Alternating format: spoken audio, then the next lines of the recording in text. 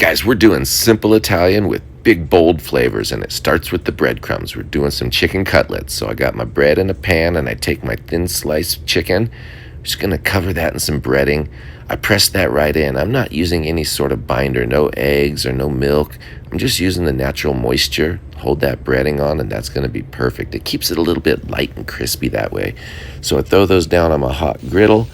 Get them all cooked through, get a nice crisp on them. Those are ready. We're going to make a simple marinara.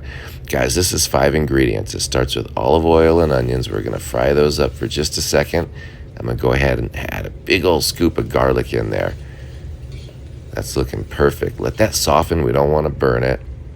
A pinch of salt. We season in layers. We're going to throw in our marinara. Guys, just get that really well mixed up. We're going to add a big pinch of salt in there because, again, like I said, we're building flavors in layers. We're going to season as we go. We're going to finish this sauce with a big handful of fresh basil. Just going to stir that in. Let that kind of bloom in there. Then I get out my stick blender and we're going to puree the whole thing up. Make those onions and basil leaves all smooth. Make the sauce real nice and consistent. Let it cook for just a second. We're ready. Let's make some polenta. This is the final step, guys. We're nearing the end. I got chicken stock. I let it come to a simmer. I drizzle in that polenta. I add more stock as we go so it doesn't get too thick. Just keep stirring it. We're going to let this cook for about 20 minutes. Let it get nice and tender. When we get softened up, we're going to add some Parmesan cheese. Have a little parsley. Give that a nice stir. Get that all incorporated. Let that cheese get nice and melty. Then we're going to finish with some heavy whipping cream.